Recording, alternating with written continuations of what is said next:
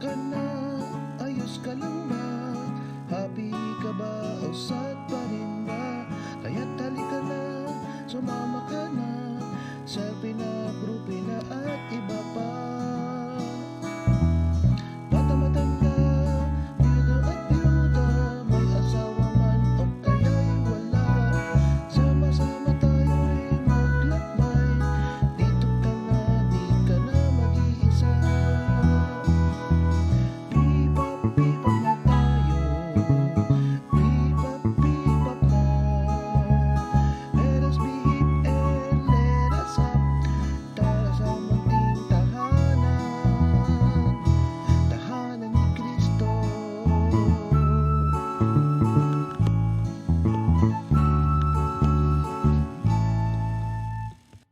Good afternoon. Welcome to P-Pop Live. It's Paris Pastoral Accompaniment Program. Here in Mary Helper Christian's Parish every 1:30 Sunday. Right. So pagka hindi po niyo nakuha ito or nalagpasan ng oras, nandiyan naman po ito sa MHC P-Pop sa YouTube. Meron din naman tayo dito mismo sa page ng Facebook ng Mary Help sa playlist. Yan. Kaya pag bukas nyo, nandyan pa rin naman siya. Madaling hanapin. Okay. Nakita nyo kanina yung title na, nahulaan nyo ba yun? Parang ano kasi, parang abstract yung nakalagay, nakadrawing. Oo. Alam mo ba kung bakit abstract? Oo.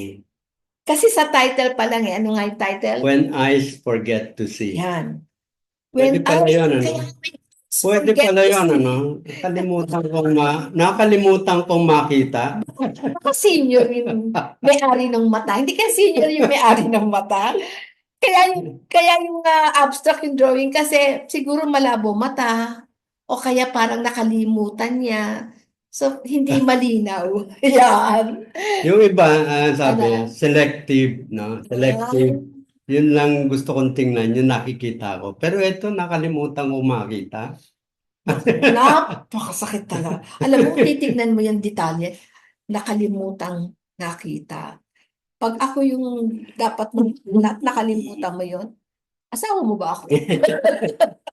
Pero mo pag nalimutan mo, di ba? Parang napakasakit. Okay, so ano bang top na paragraph ang ating Is tatalakayin ngayon? paragraph number 1 to 8 sa chapter 4. Oh, Yan. love in marriage. Alam niyo naman, Yun. pag yung chapter na yan, huwag po kayong maano pag sinabing love in marriage, ay, pang mag-asawa, hindi po. Para po Any relationship. yes, lahat po ng klaseng relationship, nanay, Yan, applicable dyan. magulang sa anak, magulang anak sa magulang, mag-asawa, maglahat po. Kaibigan. Kahit kaibigan. Yan. Okay. So, basahin natin. Sige. Sa Morris Laetitia, paragraph 1 to 8. The atheistic experience of love is expressed in that gaze which contemplates other persons as ends in themselves, even if they are infirm, elderly, or physically unattractive. Alam mo, isa sa nagustuhan ko riyan, yung as the end itself daw, yung Mm-mm. person, even if elderly, physically unattractive. Yes. So that means, parang yung mga nanay, no? Ano man ang itsura niyan, everything is beautiful in the eyes of a mother. Yan. Yun. So yan siguro yan, ibig sabihin yan. Alam mo kung saan pumapasok yan?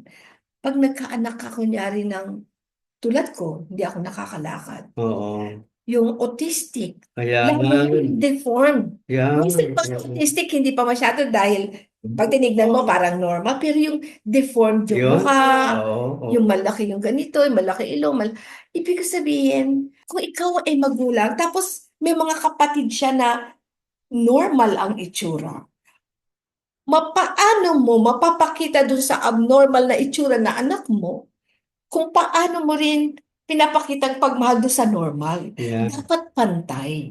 Diba? Alam mo, ito Oo. na ano na natin, parang Okay doon pa lang lang. kasi na ano Yan, natin totoo. nakita na natin. A look of love, Mm-mm. pagka merong pagmamahal, talagang everything will become beautiful. Yeah, correct. Kaya yun yung ano eh. Tama. Kung halimbawa, nakita mong ganun at nawala na yung parang interest mo sa bata, there is no love in it. Yung love, talagang sabi, kahit sa mag-asawa, sabi, it is a decision. Or tinanggap mo na that, eto sabihin, di ba, a child is the supreme gift of God to the couple. So if that is supreme, that must be something else para kay God. Bakit binigay sa atin ni God yan? So that, yun ang magiging dahilan mo to put love. So that when you look at that child, ano man ang itsura niya, that is the look of love, you will always appreciate. Yung receiver, maa-appreciate niya. Kasi yung look of love mo sa kanya, no, yung siyempre sa mata eh. Di ba? Kaya nga sabi, the look, yung eyes mo, tinitingnan mo siya. Sa tingin pa lang, ramdam na niya yung pagmamahal mo. Yeah. Kung kahit ano pa man yung itsura niya. Okay. So dun sa title, when the eyes forget to see. Ibig sabihin, kaya forget. Kasi at the start nung sila ay ikakasal, di ba binibigyan natin sila ng marriage preparation seminar. Dun sa seminar, we always nire-remind sa kanila that the child is a gift of God to them. Ano ang gift? That will bring joy to the family. The gift will bring blessedness sa family. So yun yung tiwala sa Diyos.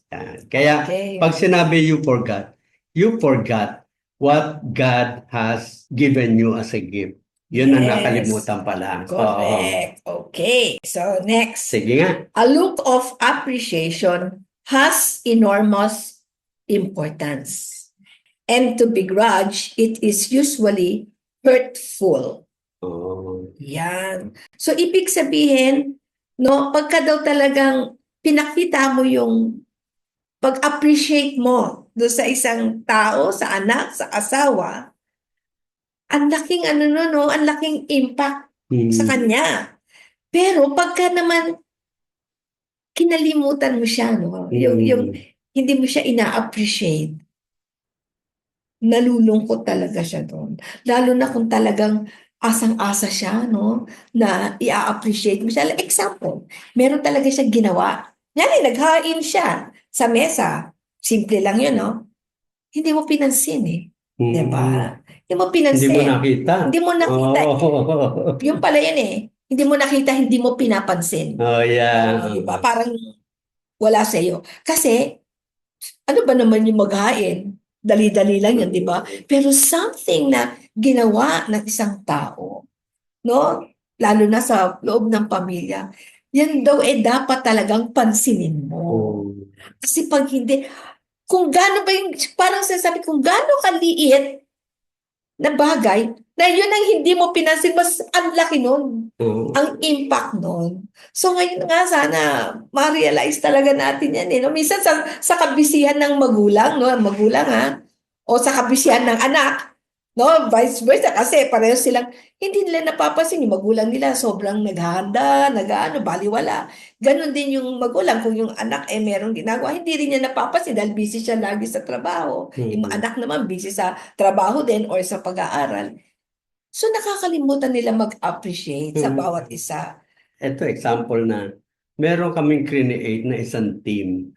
Yung team na yon, ang kabuuan ng team na yon, yung mga tao na hindi naman nila normally ginagawa yon, no? Pero they are trying to serve for the good of yung community at large, yung mas malaking community nila. Kahit hindi nila ginagawa, nag-volunteer sila. Okay, in the end, so pagka tiningnan mo, yung resulta, yung kung ano yung purpose nila, hindi naman talaga totally na-achieve, no?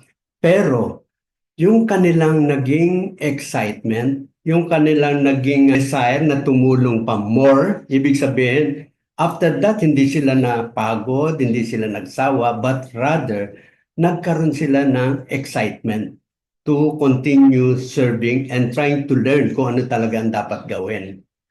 Yun yung sinasabi natin. Kung nakita mo yon sa kanila, they will truly value it and Yeah. appreciate. So, ang nakita natin, yung goodness sa tao. Yeah, meron sa tao.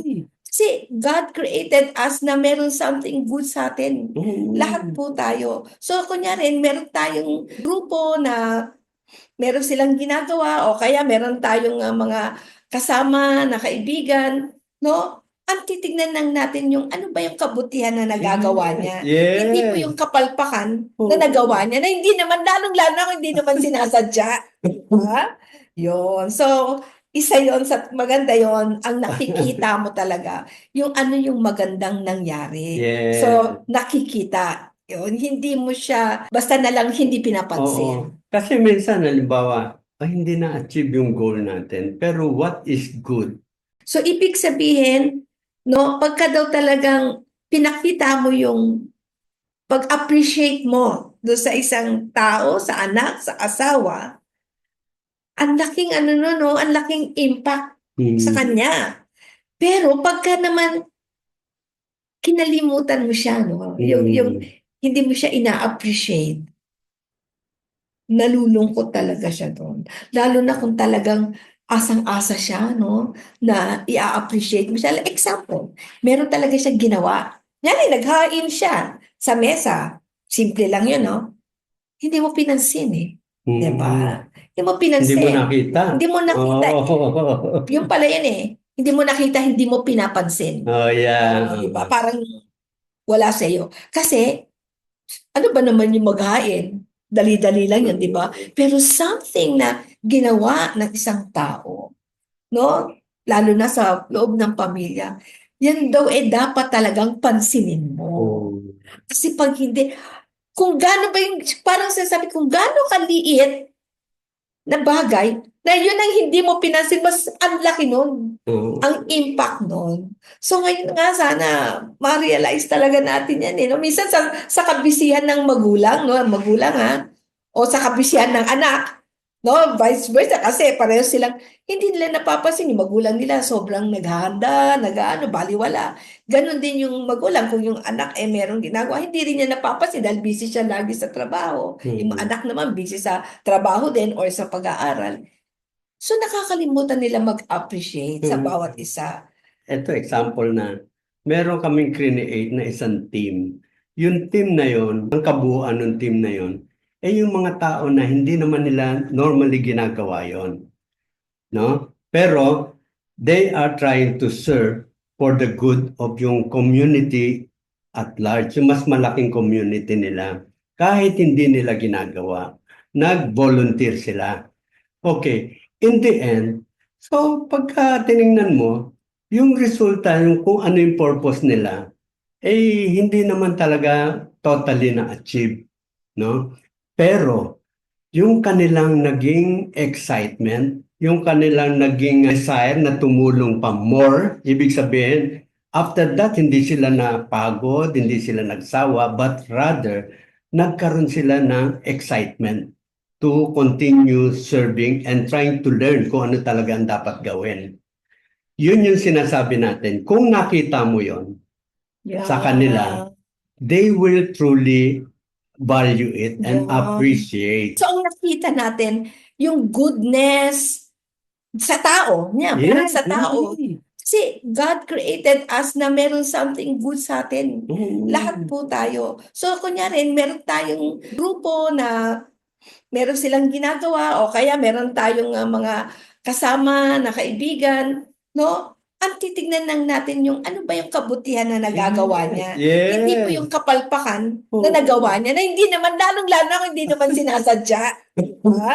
Yun. So, isa yon sa maganda yon ang nakikita mo talaga yung ano yung magandang nangyari. Yes. So, nakikita. Yun, hindi mo siya basta na lang hindi pinapansin. Kasi minsan, halimbawa, hindi na-achieve yung goal natin. Pero what is good that happened doon sa aming naging journey? Yeah. So, hahanapin mo talaga yon. At yun ang ibibigay mong feedback dun sa tao and they will truly appreciate it. Tsaka ano eh, Ma-empower sila. Yun ang ano, ma-empower sila. alam mo sa totoo lang, lalo na kung yung na-develop mo na yon ano, yung you see the goodness in the person, hindi ka na-offend eh. Hindi ka nasisiraan ng loob kung hindi talaga nagawa yung kung ano yung dapat, no? Although the process is there, pero syempre nag-uumpisa pa lang. Syempre bago pa lang eh. What do you expect? Hindi talaga totally 100%. So siguro less than basta hindi nagawa talaga. Pero kung ikaw ay yung taong sinasabi natin dito na you see, no, the little things, no, na makapag-appreciate ka, hindi kahit po sino, no, na ma-meet ninyo, hindi po kayo masasamaan ng loob. Yeah. Nauuna yung, ano pa yung maganda niya nagawa? Ano, kasi lahat tayo, yun yung dinidig natin. Oo. Dinidig natin, hindi pwedeng masama tong tao to, meron tong Yes. kabutihan. Hanggang sa tayo, ano na rin tayo na, oo nga, hindi ko talaga dapat ito isama ng loob kasi Yeah. talagang meron siyang goodness in her. So, lalo-lalo na kung sa pamilya natin, Yeah. mga anak natin, asawa natin, i-appreciate po natin sila. May maganda Okay. dito sinabi si Pope Francis din. Ano sabi? Tignan mo. How many things, ayan how many things do spouses and children sometimes do in order to be noticed? Oo nga, no? Talaga. Like example na lang. O, kunyari, asawa ko. Lagi akong minamasahe. O, dapat sabi mo, thank you ha. Minamasahe mo. Pero hindi ko sinasabi, responsibilidad mo naman yun na masahe. Diba? O kaya, responsibilidad mo naman magluto ka lagi. Hindi. Hindi po yun. Nag-aantay lang po. Wala nga sweldo yun eh. Pag, ano lang, diba? Pagpansin. Ang isa lang sa dapat ingatan, yun talagang parang pambobola. You have to be genuine in appreciating things. Hindi mo rin mapigilan na mag-appreciate kung talagang natutuwa ka rin sa ginagawa niya. Ngayon, meron naman na, kunyari, may isang tao na hindi talaga siya appreciative. Personality niya yon. Pero sabi, dahil nabasa niya ito at nakinig niya, nagmumuni ngayon siya. Tinitignan niya, nag-o-observe na ngayon siya sa bahay, yung mga anak niya, asawa niya. Siya ang nagbabago. Yeah. Hindi naman pagbobola, pero siya ang nagpipilit magbago para ma-appreciate niya yung mga anak. So yan yung sinasabi dati, Oo. catch the right thing. Yeah. Hindi yung find fault, but catch the right thing. Kaya tayo binibigyan talaga lagi tayo ng chance ni God para magbago, di ba? So, at saka pala, yung sinabi mo, pag nabawa, ang ramdam din nun, yung tao na ako. Yeah. Diba? Ramdam ka sabi dito, mararamdaman yung totoo. Yan. So, sunod, basahin natin yung susunod. Okay? Sabi, much hurt and many problems result when we stop looking at one another. Ito, example ni Pope Francis sa conversation ng pamilya. Ito. Sabi, my husband does not look at me. He acts as if I were invisible. Ito ako, hello. Ito ako. Yun. Si pa isa naman. Sabi naman ng wife, please look at me when I am talking to you. Kung saan nakatingin siguro sa cellphone eh. Sabi, my wife no longer looks at me. She only has eyes for our children. Ito, nagselos naman sa mga bata. Okay. In my own home, ito yung bata naman ang magsasalita. In my own home, nobody cares about me. They do not even see me as if I do not exist. Oo. Yun. Masakit talaga yun. Very common yan sa mga bata ngayon na talagang nagsasabi sila na, naku, Tito John, Tita Malu, mas gusto ko na dito, nagkukwentuhan tayo, ganyan, no? Kasi doon sa bahay, hindi naman nila ako kinakausap eh. Trabaho lang sila ng trabaho. Utos. Utos ng utos. Meron nga akong, nag-aaral ako eh, utos pa rin ang utos, sasabihin, tamad-tamad ko, yung gano'n, diba? So, pares niyan. O si John, kunyari, kinakausap, tapos cellphone ako ng cellphone. Ano sabi mo? Oo. Tapos, oo.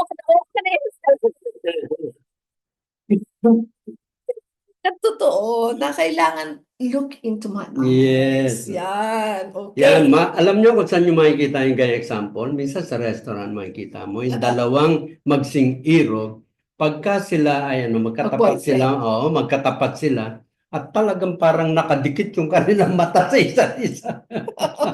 Walang pinapansin na ibang tao. Yeah, lagi parang Oo. talagang may gazing at each other. Yan. Kaya yung ending dito ni Pope, sabi niya, love opens our eyes and enables us to see beyond all else the great worth of human being. Yan. Ibig sabihin, binigyan tayo ng mata ni God, di ba? Para makita natin yung kabuuan. Hindi yung nasa labas, kundi yung taong tinitingnan. Yan. Nakafocus po tayo sa kausap natin. At dahil dyan, nakikita natin yung worth niya nung taong yun. Oo. Kasi nakatuto ka sa kanya eh. Diba? So yan po yung ginagawa natin sa kapihan. Ako Yes. diba? Oo. So pag may kausap tayo, talagang nakatingin tayo sa kanya at nakikinig. So, ito yung venue where we can practice how to Yeah. appreciate people. Yung mga tao na kausap natin, totally talagang, hindi ba kaya yun yung tinuturo natin doon to learn how to listen well.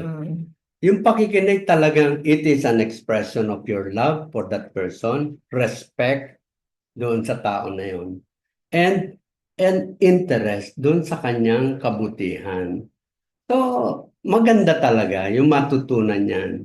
Although, tayo naman, nagtsatsaga tayo na kahit nasa 20 minutes na pag-uusap nila, lagi natin nire-remind. Doon sa table nila, may iba't ibang klase ng benefits of listening. Yeah. No? And yet, hindi pa rin nakikita.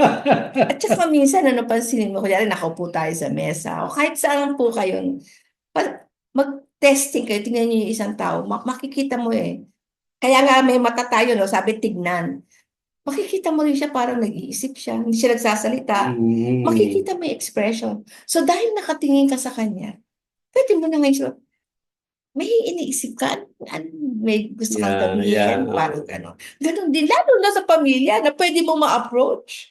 Diba? So we really have to look at each other. So, the look of love. Si Jesus, dahil minsan laging tinitingnan, pagmasdan mo yung gaze ng ating Panginoon, how He looks at you.